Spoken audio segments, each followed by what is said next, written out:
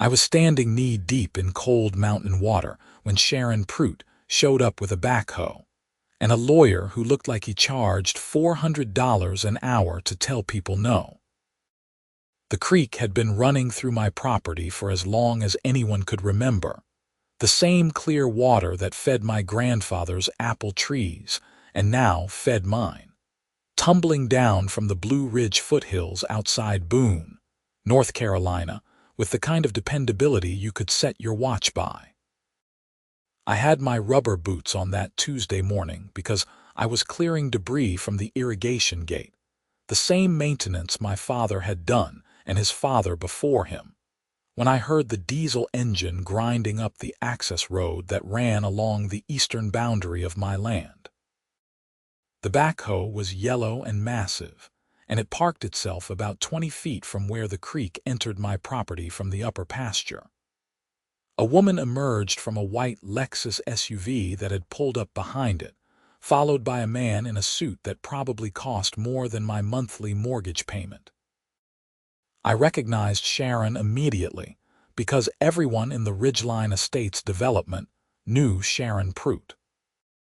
She was the HOA president, had been for 6 years running, and she had the kind of personality that made people cross the street at the grocery store to avoid a 40-minute conversation about fence colors and mailbox regulations.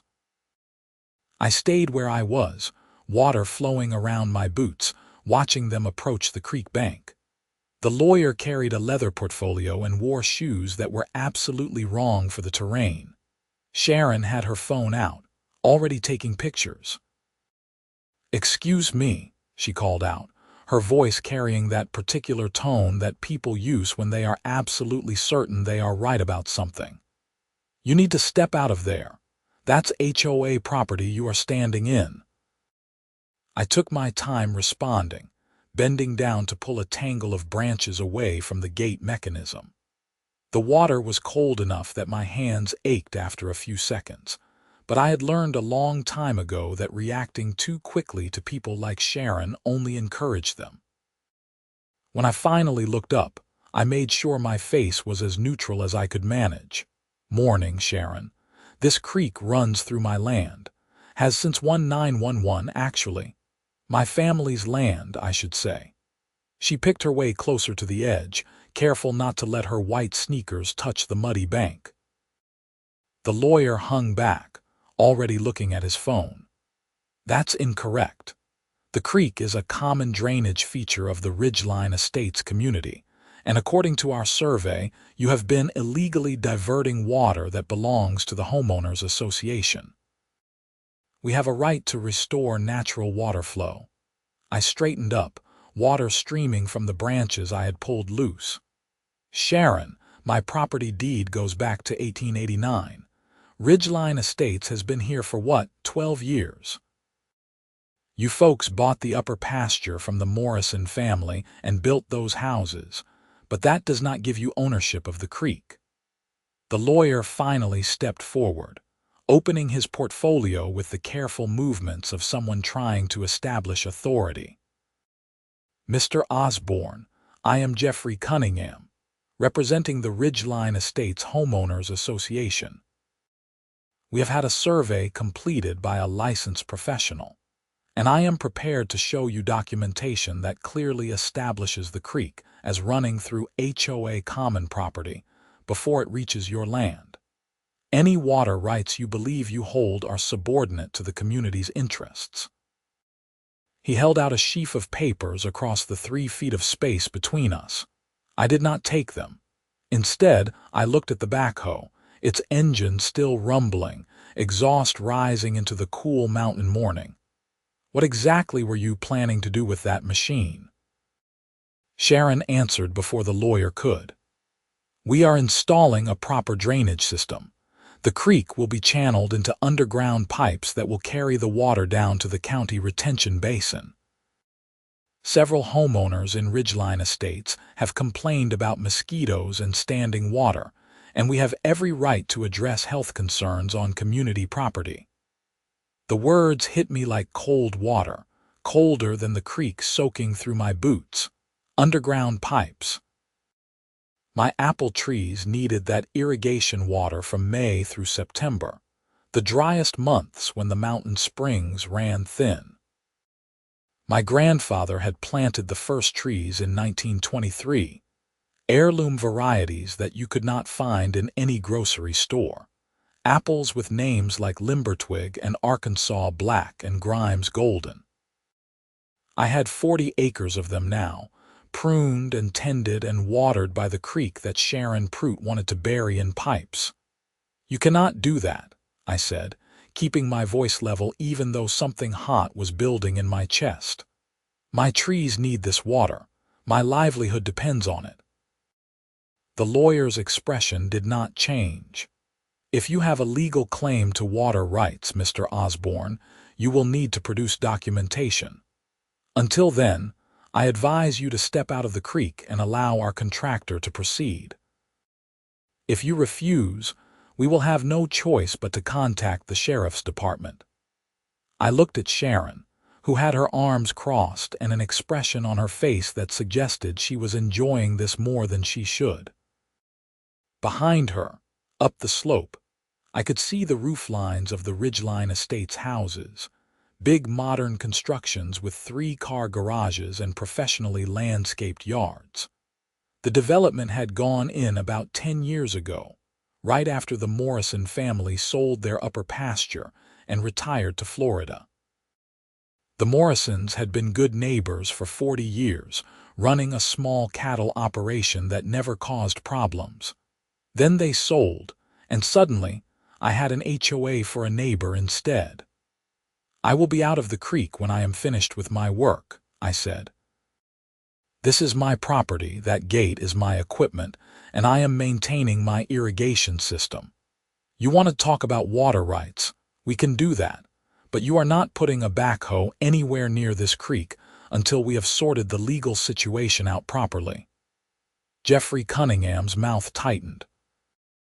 "Mr. Osborne, I strongly suggest you reconsider.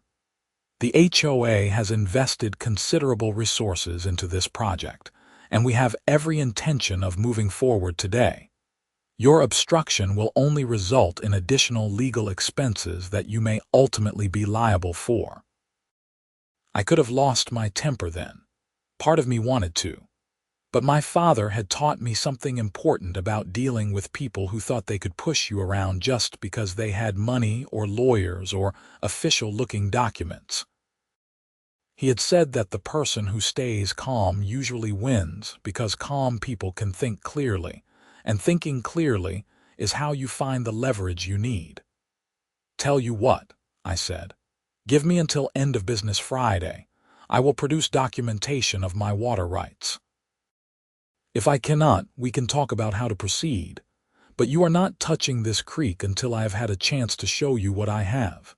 Sharon actually laughed, a sharp sound that echoed off the hillside. "Friday. You think we are going to postpone a scheduled project because you want time to scramble around looking for paperwork that probably does not exist? Jeffrey, call the sheriff. I want this man removed from HOA property." The lawyer hesitated, which told me something useful.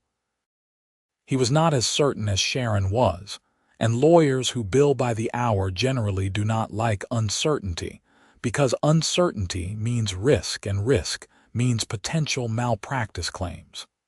"Mrs. Prout," he said carefully, "it might be prudent to allow Mr. Osborne a brief period to present any documentation he claims to have.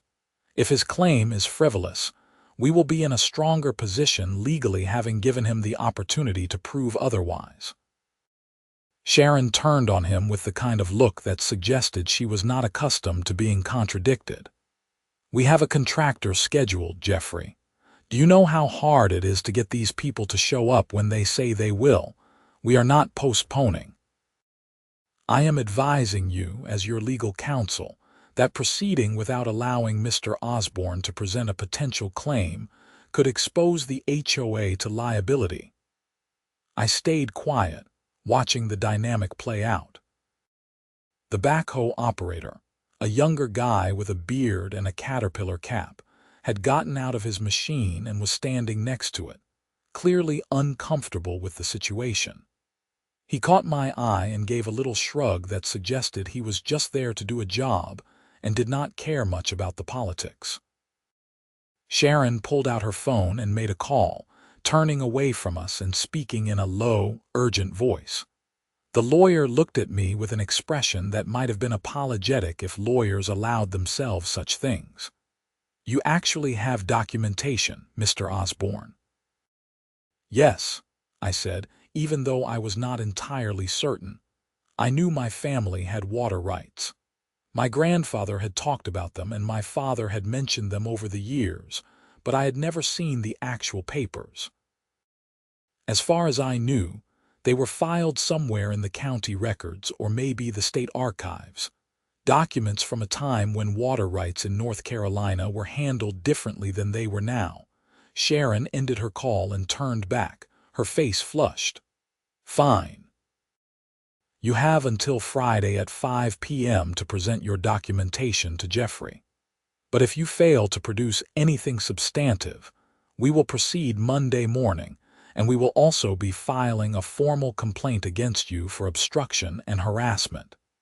Jeffrey will send you a letter outlining the terms." She spun on her heel and stalked back to her Lexus, yanking the door open hard enough that it bounced back and she had to pull it again. The lawyer gave me a business card, his expression carefully neutral. "Email me whatever you find, Mr. Osborne. I will need authenticated copies of any historical documents, properly notarized if possible. And I will be honest with you, water rights from that era are often difficult to enforce, especially against a newer property owner's legitimate use claims." "The creek runs through my land," I said again. "That should count for something. Possession is not the same as ownership, particularly with water resources, but we will see what you can produce." He walked back to a silver sedan, and the backhoe operator followed Sharon's Lexus back up the access road, leaving me standing alone in the creek with cold feet and a deadline that felt impossible. I finished clearing the gate, my mind racing through everything I needed to do. The water flowed clean and clear around my boots, the same water that had flowed here since before anyone built houses or drew property lines or invented homeowners associations. My grandfather used to say that water remembered where it wanted to go, and human beings were fools if they thought they could tell it otherwise for very long. When I got back to the house, I tracked mud across the kitchen floor and forgot to take my boots off, which earned me an exasperated look from my wife Clara when she came in from the other room. She worked as a paralegal for a small firm in Boone, and she had the kind of organized mind that made her very good at finding needles in haystacks, which was exactly what I needed. "What happened?" she asked, taking in my wet jeans and the expression on my face. I told her everything while I peeled off the boots and changed into dry clothes. By the time I finished, she had her laptop open at the kitchen table and was already searching through North Carolina water rights law. 1911, she said, typing rapidly. That would have been appropriative rights doctrine, before the state switched to reasonable use. If your grandfather actually filed and perfected the claim, it would have been with the county superior court first, then probably transferred to state records when they centralized water rights administration. Can you find it? She looked up at me, and I saw the determination in her eyes that had made me fall in love with her 20 years ago. Clara Crane had been a single mother working 2 jobs when I met her, putting herself through paralegal school at night, and she had the kind of steel in her spine that came from doing hard things when no one else thought you could. "I will find it," she said. "But we only have until Friday, and state archives can be difficult. Some of those old records were never digitized properly. Sharon wants to pipe the creek underground. If she does that, the trees die." Clara reached across the table and squeezed my hand. "Then we make sure she does not do that. Let me call some people." She spent the rest of Tuesday on the phone and digging through online databases while I went out to check the irrigation system and tried not to think about what would happen if we could not find the papers. The apple trees were just starting to bud, the first hint of green showing on branches that looked dead all winter but were just sleeping, waiting for the right moment. My grandfather had chosen this land because of the creek, because of the way the water came down cold and steady from the mountain. He had known that apples needed consistent water, needed the right balance of moisture and drainage, and he had planned the whole orchard around the creek's natural flow. Ridgeline Estate sat upslope from my property, a development of 43 houses on winding roads with names like Mountain Laurel Lane and Whispering Pine Court. The houses were expensive, second homes mostly, people from Charlotte and Raleigh who wanted a mountain retreat. They paid HOA dues that funded elaborate landscaping and a community clubhouse, and apparently lawyers who could threaten to bury creeks in pipes. I had nothing against the homeowners themselves. Most of them were pleasant enough when I ran into them at the gas station or the hardware store. But the HOA had become Sharon's personal kingdom, and she ran it with the kind of petty tyranny that would have been funny if it was not causing real problems. I had heard stories from people in the development about fines for the wrong color porch furniture and citations for parking their own cars in their own driveways overnight. Sharon seemed to genuinely believe that rules existed to be enforced, regardless of whether they made any sense. Wednesday morning, Clara took a personal day from work and drove down to Raleigh. The state archives were housed in a modern building near the Capitol, and she had managed to reach someone in the water resources section who thought they might have records from the right time period. I stayed home and tried to focus on the dozens of small tasks that running an orchard required, but my mind kept drifting to worst-case scenarios. She called me at 2 in the afternoon, and I heard the exhaustion in her voice immediately. "I found a reference to it," she said. "An index card that mentions a Yates Osborne water rights claim filed June 1911, Little Bear Creek. But the actual documents are in off-site storage and they cannot pull them until tomorrow at the earliest. That is cutting it close. I know. I am going to stay down here tonight, go back first thing in the morning. The archivist said she would personally help me search once they bring the boxes up." "I love you," I said, which was inadequate but true. "I love you too. And Yates, we are going to win this." Thursday felt like the longest day of my life. I busied myself with pruning work, cutting away the dead wood and shaping the trees for the growing season ahead. Each cut had to be deliberate, removing branches that would not produce fruit and opening up the canopy so light could reach the inner growth. It was meditative work, the kind of thing that usually calmed my mind, but I kept checking my phone for updates from Clara. She called at 3. "I have it," she said, and I heard the triumph in her voice. "Yates, it is beautiful. A full appropriative rights claim, properly filed and recorded, with annual renewal stamps through 1978 when the state changed the system. And here is the amazing part. When North Carolina shifted to the regulated riparian system, there was a grandfather clause. Pre-existing appropriative rights were converted to permanent permitted rights as long as they had been kept current, which yours were. Your father must have handled the conversion paperwork. So it is legitimate, legally enforceable, not just enforceable. It takes priority over any subsequent claims because appropriative rights are date-stamped. Your family has senior rights to the water in Little Bear Creek, senior to anything the HOA could possibly claim. They cannot touch that creek without your permission, full stop." I sat down on the hillside, looking out over the orchard.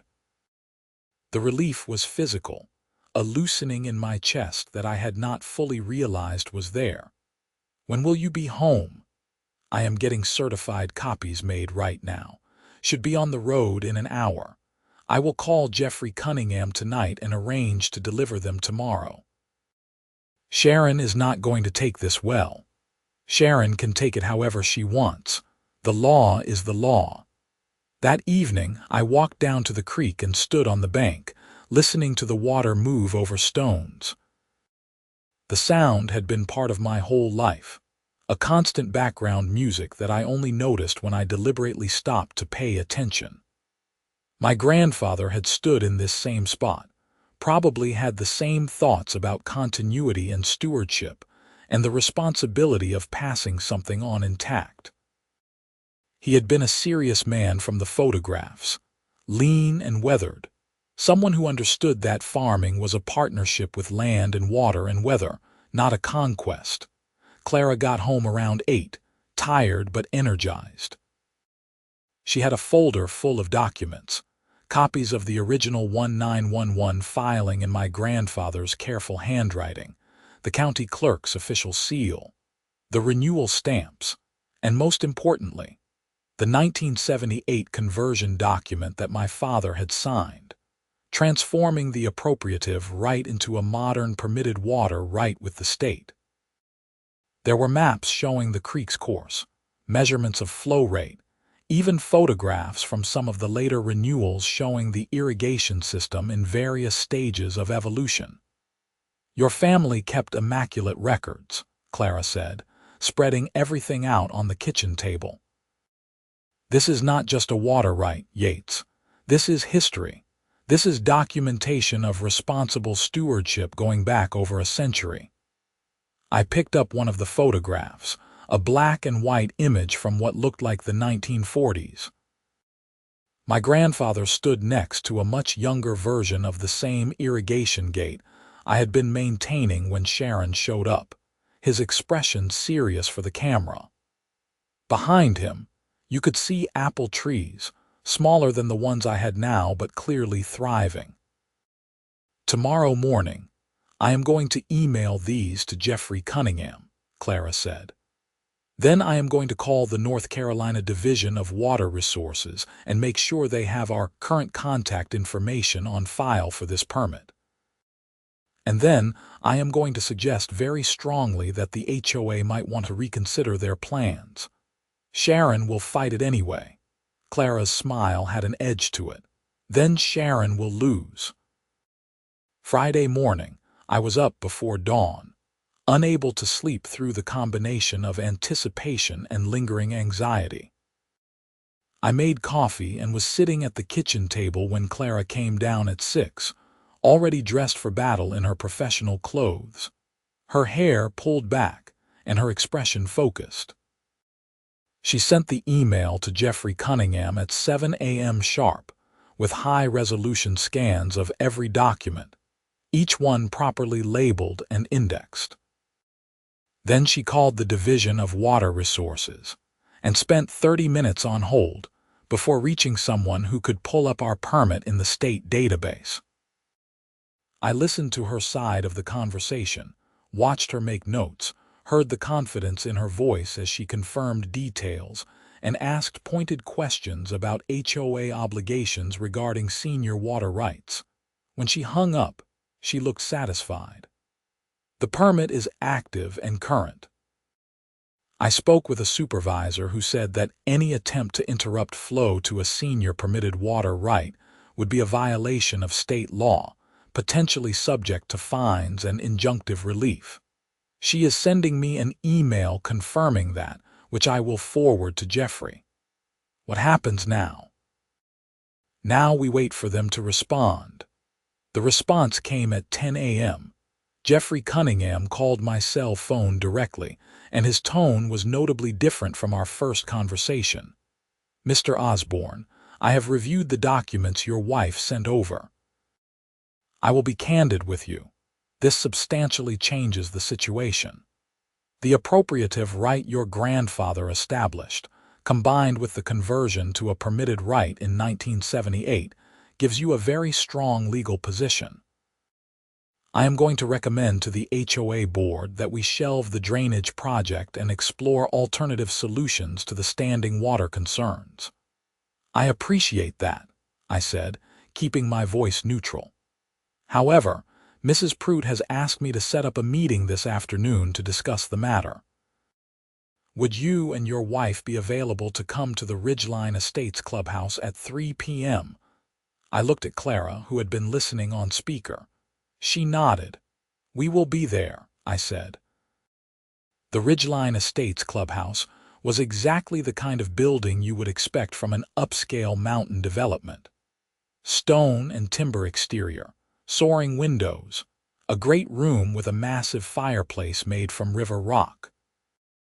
We arrived exactly at 3 and found Sharon waiting in a conference room with Jeffrey Cunningham and 2 other people who introduced themselves as board members. A retired banker named Tom Whitfield, and a woman named Patricia, something who said she was the vice president. Sharon did not look happy. Her smile was forced, the kind of expression that made it very clear she would rather be anywhere else. "Thank you for coming," she said, gesturing to seats across the table. "I understand there has been some confusion about the water rights situation." "No confusion," Clara said pleasantly, settling into her chair and pulling out her own folder. "The water rights are clearly established and properly documented. My husband's family has held senior rights to Little Bear Creek since 1911, which means any attempt to alter the creek's flow would require his permission and would likely violate state water law." Jeffrey Cunningham cleared his throat. "I have advised the board that proceeding with the drainage project as planned would be legally inadvisable. The question now is whether we can reach some kind of accommodation that addresses the HOA's concerns while respecting Mr. Osborne's rights." "What concerns?" I asked. "Sharon said something about mosquitoes and standing water, but the creek flows clear and steady. There is no standing water on my property." Tom Whitfield spoke up, his voice measured and reasonable. "We have had several complaints from homeowners whose properties back up to the creek in the upper section. During summer, when flow decreases, there are apparently pools that form in the creek bed on HOA common property. Mosquitoes breed there, and there have been concerns about West Nile virus."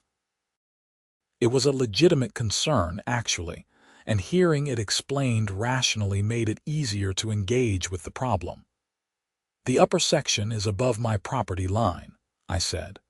"What happens there does not affect my water rights, as long as you do not interrupt the flow that reaches my land." Patricia leaned forward. "So you would not object to the HOA doing some maintenance work in the upper creek bed, clearing debris, possibly improving the channel to reduce pooling? As long as the flow to my property is not diminished, I do not have an objection to reasonable maintenance. But burying the creek in pipes would absolutely affect my rights, and I would not consent to it." Sharon had been sitting silently, her face tight, and now she spoke up. "This is ridiculous. We are talking about a small creek on HOA property, and one person's claim from over 100 years ago should not be able to hold up a community improvement project." "Mrs. Pruitt," Jeffrey said, his tone carrying a warning, "the legal situation is clear. Mr. Osborne's rights are senior and take precedence. That is not a matter of opinion. Then we should challenge the validity of these supposed documents. How do we even know they are real? Things from 1911 could easily be forged." Clara's voice went cold. "These are certified copies from the North Carolina State Archives, with official seals and chain of custody documentation. If you are suggesting that I or my husband have committed fraud, I would encourage you to be very careful about making that accusation in front of witnesses." The temperature in the room dropped noticeably. Tom Whitfield looked uncomfortable, and Patricia was staring at Sharon with an expression that suggested this was not the first time the HOA president had gone too far. Jeffrey Cunningham closed his portfolio with a decisive snap. "Mrs. Pruitt, I need to speak with you privately. Mr. and Mrs. Osborne, would you excuse us for a few minutes?" We stepped out into the great room where floor-to-ceiling windows looked out over a view of the mountains. Clara was vibrating with controlled anger, and I put a hand on her shoulder. "She called me a forger," Clara said quietly. "That woman just accused me of fraud. She is desperate. People say stupid things when they are backed into a corner. Stupid things can still be defamatory." Through the glass walls of the conference room, we could see Jeffrey talking intensely to Sharon, his hands moving in emphatic gestures. Sharon's face was red, and she was clearly arguing back. The other two board members sat watching, looking miserable. After 10 minutes, Jeffrey opened the door and invited us back in. Sharon remained standing, her arms crossed. "The HOA board has agreed to withdraw the drainage project as planned," Jeffrey said formally. "We will instead pursue limited maintenance work in the Upper Creek section, with Mr. Osborne's consultation to ensure that water flow to his property is not impacted. Mrs. Pruitt has something she would like to say." Sharon's jaw was so tight I thought she might crack a tooth. "I apologize for questioning the authenticity of your documents. That was inappropriate." It was possibly the least sincere apology I had ever heard, but Clara nodded gracefully. "Accepted. There is one additional matter," Jeffrey continued. "Mr. Osborne, would you be willing to grant the HOA an easement for emergency access to the creek in case of flooding or other water-related emergencies? It would be a limited easement, strictly defined, and would not grant any ownership or regular access rights." I thought about it. I would want to see the exact language, but in principle, I do not have an objection to that, as long as it is clear that the easement does not diminish or affect my water rights in any way. I will draft something and send it to you for review. If you are comfortable with the terms, we can execute it. If not, we simply will not have the easement. We shook hands with Tom and Patricia, received a curt nod from Sharon, and walked out into the afternoon sunshine. I did not realize how tense I had been until we were back in my truck and pulling out of the parking lot. "That was remarkably unpleasant," Clara said, "but we won. We did. Although Sharon looked like she wanted to stab someone, probably me." Clara laughed, some of the tension finally leaving her shoulders. "Definitely you, and possibly Jeffrey for not backing her up." We drove home through the winding mountain roads, past the Ridgeline Estates entrance with its stone pillars and elaborate landscaping. The whole conflict felt surreal now that it was over, like something that should not have been necessary in the first place. All I had wanted was to maintain my family's orchard and use the water that had always been there. Sharon had turned it into a battle, because she could not imagine that anyone had rights that superseded her authority as HOA president. That weekend, I worked in the orchard with a lightness I had not felt in days. The weather was perfect, clear and cool, the kind of mountain spring weather that made you remember why people moved to North Carolina in the first place. Clara came out Saturday afternoon and helped me repair some of the deer fencing on the south boundary, work that did not really require two people but was nicer with company. "You think Sharon is done?" she asked, stretching wire while I secured it to a post. "I hope so." But she struck me as the kind of person who does not let things go easily. Jeffrey will keep her in line. He seemed like a competent attorney, and competent attorneys do not let their clients do stupid things that create liability. I hoped Clara was right. We finished the fencing and walked back up to the house as the sun was setting, painting the mountains in shades of orange and purple. The creek made its familiar sound in the background, water over stone, the soundtrack to my life. Monday morning, I was working on spring fertilization when a sheriff's deputy pulled up the driveway. My heart sank immediately, expecting some new complaint from Sharon, but the deputy was young and friendly, and he handed me an envelope with an apologetic expression. "Just serving papers, sir." "Have a good day." I opened the envelope standing in the driveway.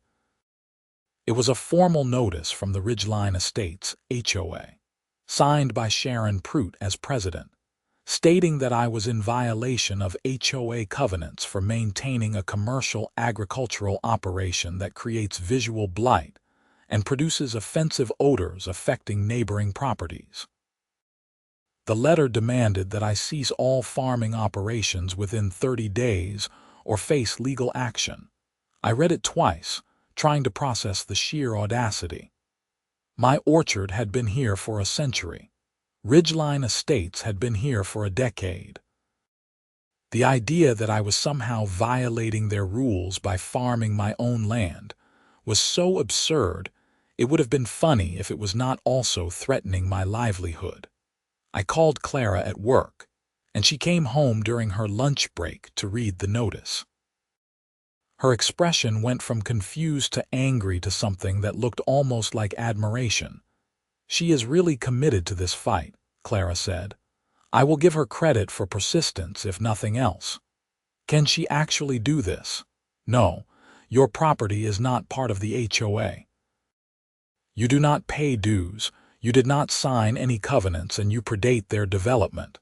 This is a completely baseless claim, but she can make you spend time and money defending against it, which is probably the point." I sat down at the kitchen table, suddenly exhausted. How do I make this stop? Clara was quiet for a moment, thinking. Then she pulled out her laptop and started typing. "We are going to do two things. First, I am going to draft a response letter explaining in very clear legal terms why this claim is nonsense and why continuing to pursue it could constitute harassment. Second, I am going to file a complaint with the North Carolina Real Estate Commission. HOAs are regulated, and HOA boards have fiduciary duties to their members. Sharon is using HOA resources to pursue a personal vendetta, which is a violation of her duties. The commission takes those complaints seriously. Will that actually do anything? It will start a file.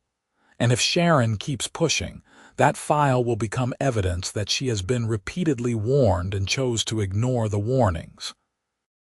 That is the kind of thing that leads to removal from the board and potential personal liability."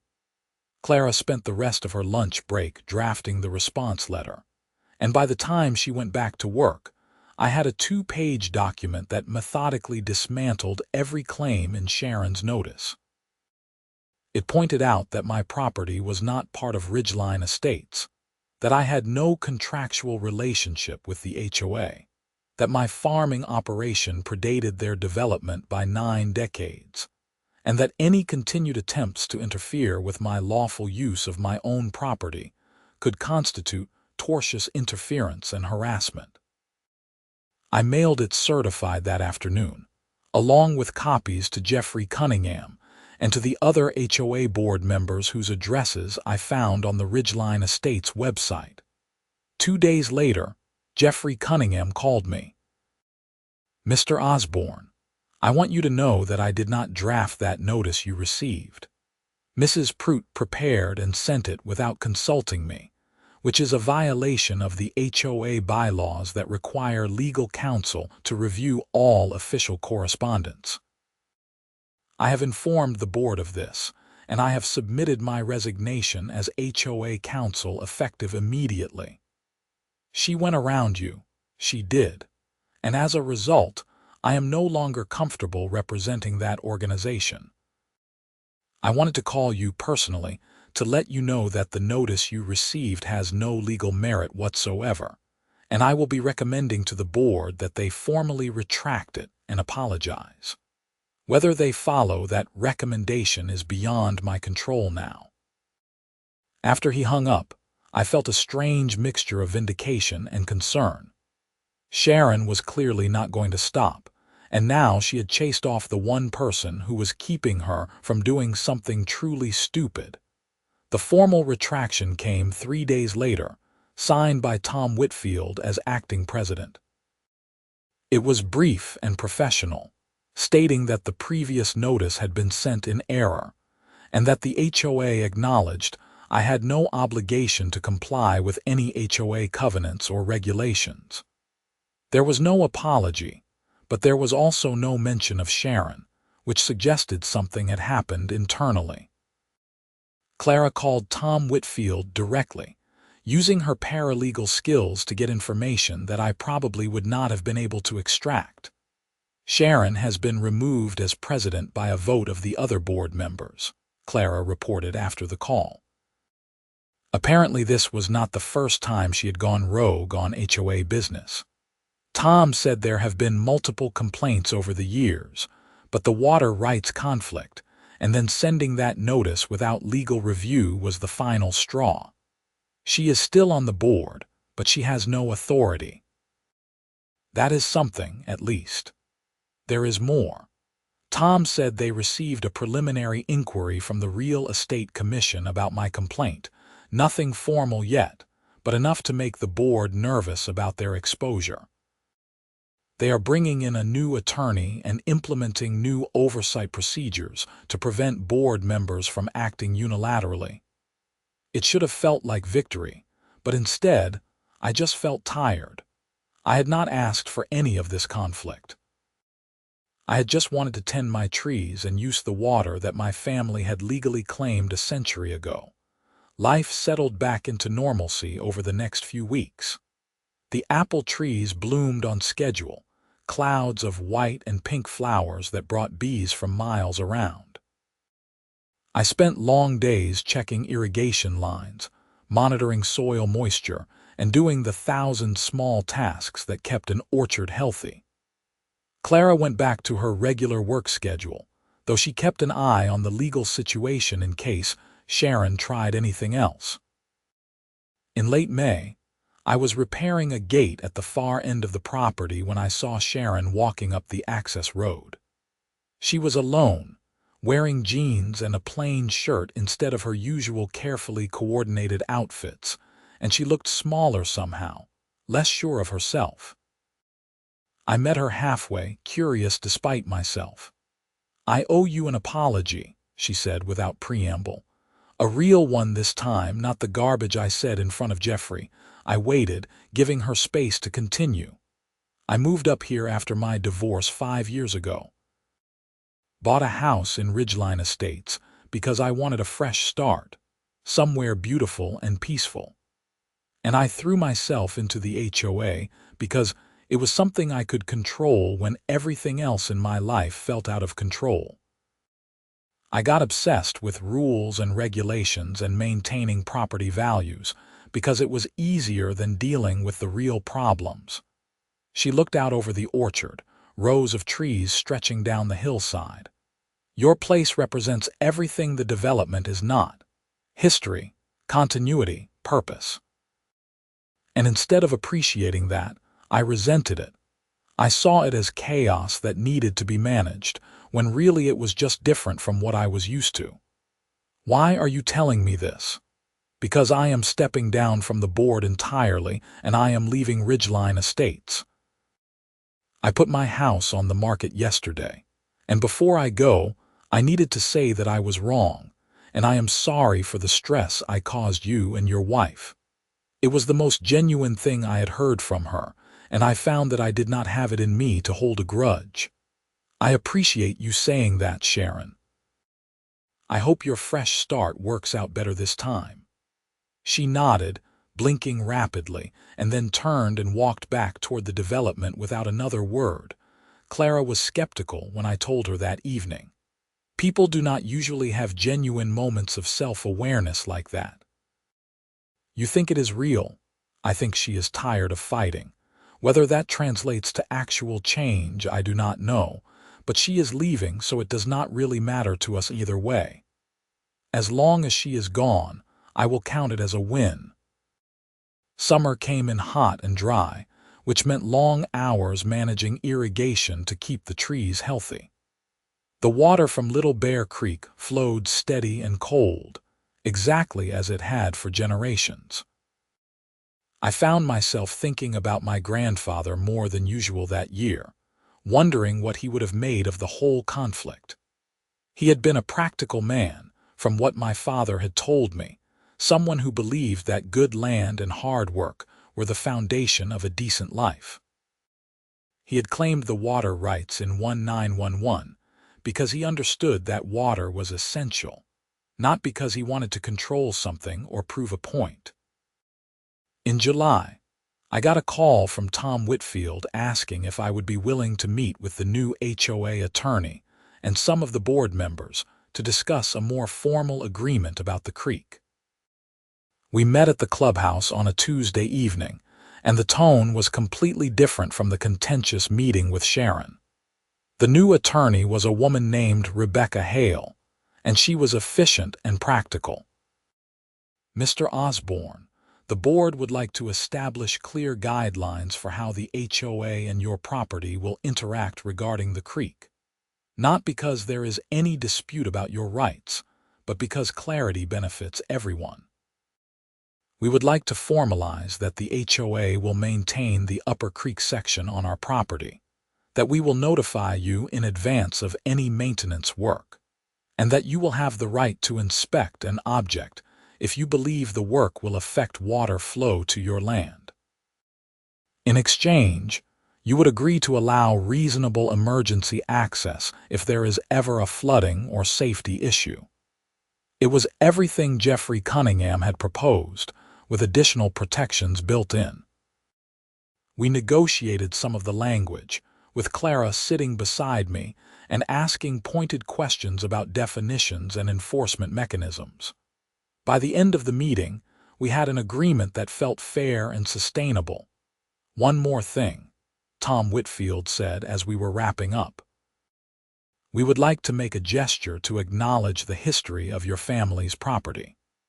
Would you be willing to let us install a small historical marker near the creek, something that explains the water rights and the orchard's history?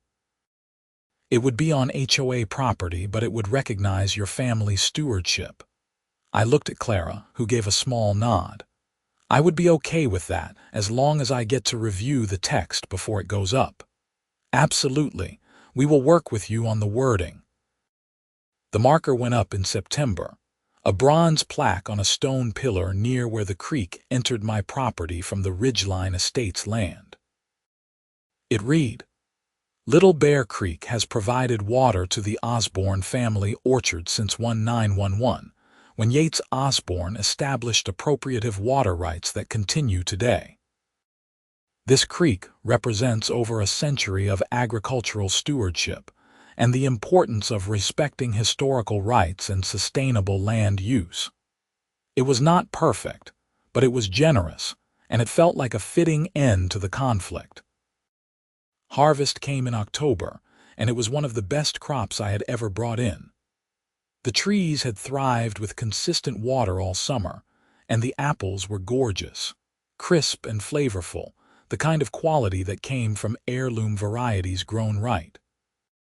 I sold most of the crop to specialty markets and high-end grocery stores, but I kept enough back to host our annual Harvest Festival, an event my father had started decades ago.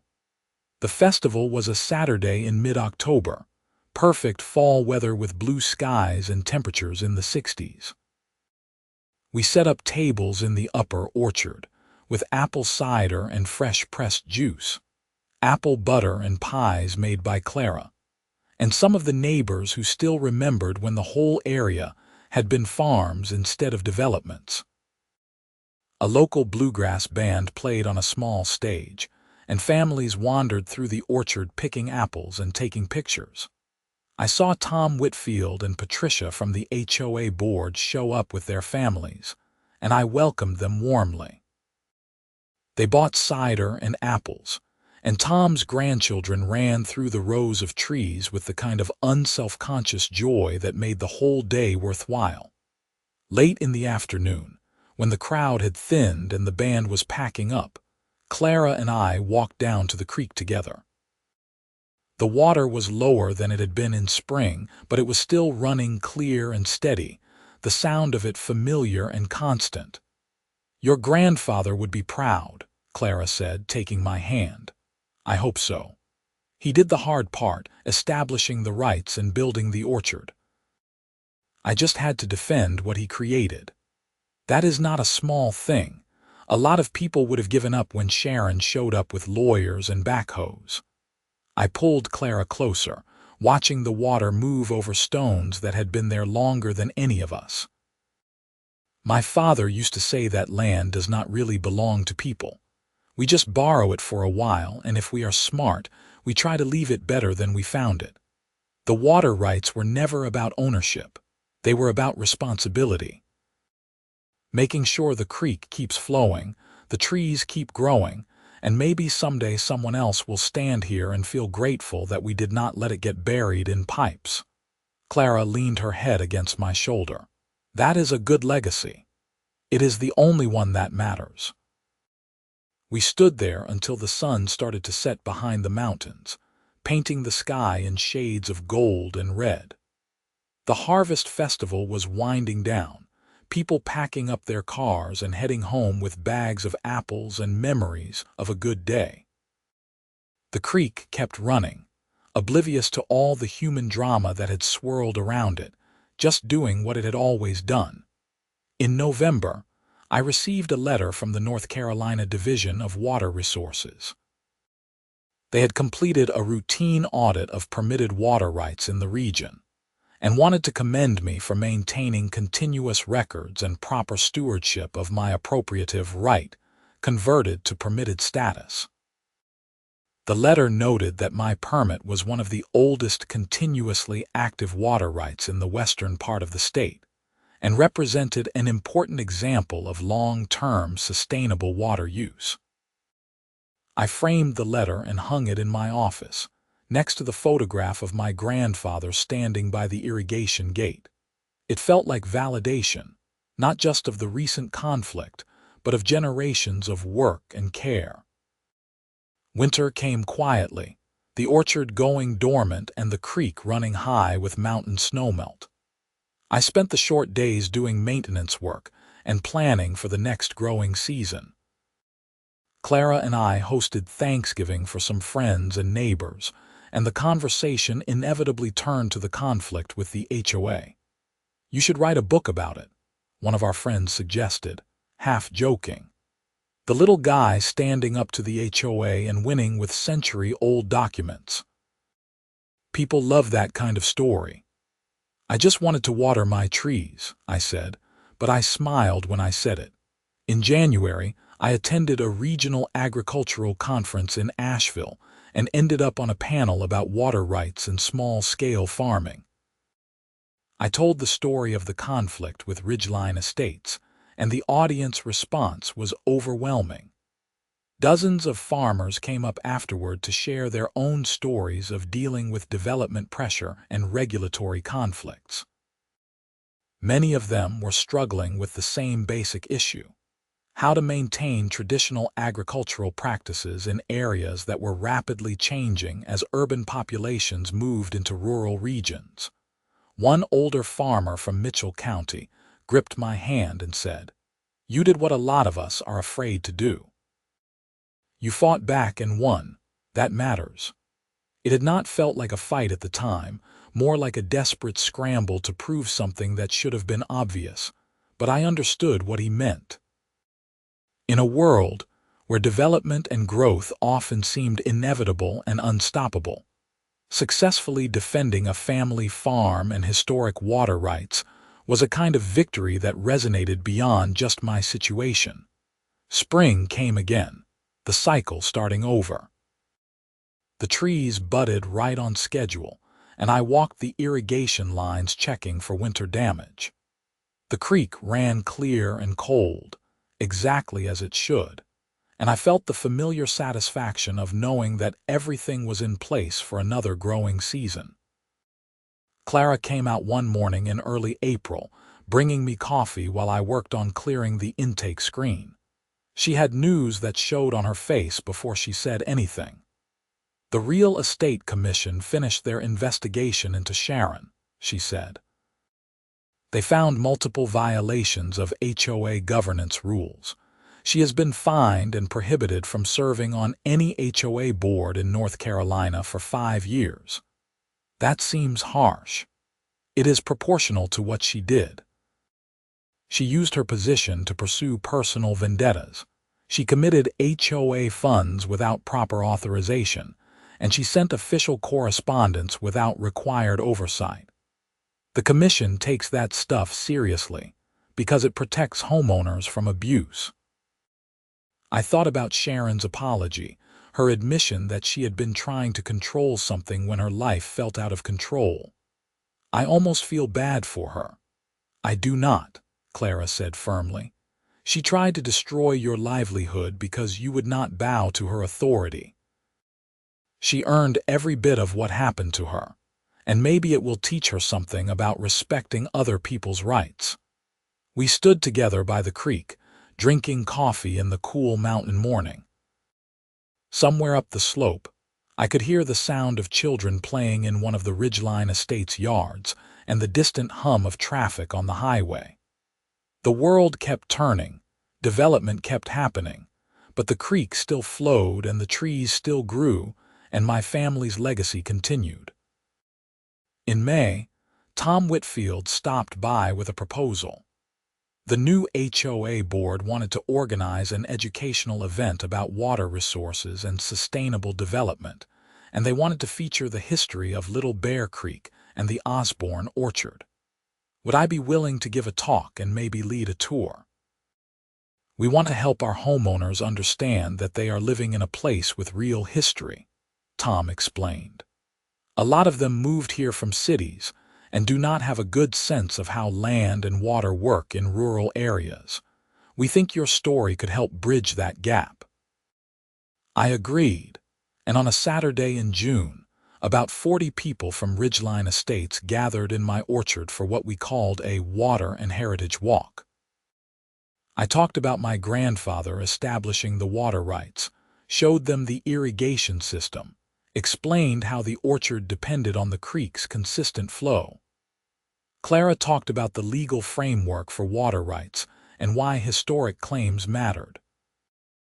We walked down to the creek together, and people asked thoughtful questions about water conservation and sustainable agriculture. At the end, a younger couple with a toddler came up to thank me. "We bought our house 2 years ago," the husband said. "We had no idea about any of the history here. This is really valuable, understanding how everything connects," his wife added. "Sharon used to run the HOA like it was all about rules and appearances, but this is better. This feels like actually being part of a community." They were not the only ones who felt that way. In the months that followed, several Ridgeline Estates homeowners started shopping at the local farmers market, supporting regional agriculture in small but meaningful ways. A few of them even volunteered to help with harvest that October, and I gained a new appreciation for how people from different backgrounds could find common ground when they took the time to understand each other's perspectives. The Harvest Festival that second October was even bigger than the first, with more families and more interest in the orchard's history. The historical marker by the creek had become a minor landmark, with people stopping to rate it and take photos. I overheard someone explaining to their children about water rights and why they mattered, and I felt a quiet satisfaction knowing that the conflict with Sharon, as miserable as it had been, had ultimately led to something positive. Clara and I stood in the same spot by the creek at the end of the day, watching the sun set over the mountains just like we had the year before, but this time felt different, more settled and secure. "You think we are done with drama?" Clara asked, smiling. "I hope so. But if not, at least we know we can handle it. We make a good team, the best." The years that followed were not without challenges. Farming always has challenges, whether it is weather or pests or market fluctuations. But the existential threat that Sharon and the HOA had represented never materialized again. The working relationship with Ridgeline Estates became genuinely collaborative, with the HOA maintaining the Upper Creek section carefully and notifying me of any work in advance, just as we had agreed. I kept meticulous records of water flow and irrigation use, not because I had to, but because it felt important to document the ongoing stewardship of the appropriative right my grandfather had established. Every year, I would update the file and think about the generations that had come before and the generations that might come after. In the third year after the conflict, Clara and I made the decision to place a conservation easement on the orchard property. It was a legal agreement that would permanently restrict development, ensuring that the land would remain agricultural regardless of who owned it in the future. We worked with a land trust to structure the easement, and when we signed the final papers, I felt like I had completed something my grandfather had started. The conservation easement meant that even if something happened to me, even if economic pressures made it tempting to sell to developers, the orchard would remain an orchard. The creek would keep flowing, the trees would keep growing, and the water rights established in 1911 would continue to serve their original purpose. On a quiet evening in late autumn, 5 years after Sharon had first shown up with a backhoe and a lawyer, I stood alone by the creek and thought about everything that had happened. The conflict had been stressful and unnecessary, a product of one person's need for control colliding with a century of agricultural tradition. But it had also clarified something important, that some things were worth fighting for, and that rights established by previous generations carried an obligation to preserve them for future generations. The water flowed over stones worn smooth by time, moving in patterns that had been established long before anyone drew property lines or formed homeowners associations. My grandfather had recognized the creek's value and taken the legal steps necessary to secure access to it. My father had maintained those rights through changing regulatory regimes, and I had defended them when they were challenged, not because I wanted a fight, but because the alternative was unthinkable. I thought about Sharon sometimes, wondering where she had ended up and whether she had found the peace she was looking for. I hoped she had. Despite everything, I did not hate her. She had been a person in pain lashing out at whatever was nearby, and I had just happened to be a convenient target. The fact that she had ultimately lost the conflict and faced real consequences for her actions did not give me any particular satisfaction. It just was what it was. The sky darkened, stars beginning to appear over the mountains. I could hear the creek and the wind in the apple trees and the distant sound of a truck on the highway. All the sounds of home, the audio landscape I had grown up with, and that I hoped would continue long after I was gone. Clara called from the house, her voice carrying down the hillside, and I turned away from the creek and walked back up through the orchard. The trees stood in neat rows, their branches bare for winter but full of potential, waiting for spring to come again and start the whole cycle over. Life went on as it always does. The orchard prospered, the creek flowed, and the community around us evolved in ways both expected and surprising. Ridgeline Estates brought in new families, young professionals working remotely who had left cities during a wave of migration that transformed mountain communities all over western North Carolina. Most of them were respectful neighbors, curious about the orchard and interested in buying local produce. The HOA itself became something more functional and less oppressive under new leadership. Tom Whitfield served as president for 3 years, before handing it off to a retired teacher named Margaret, who had a gift for building consensus.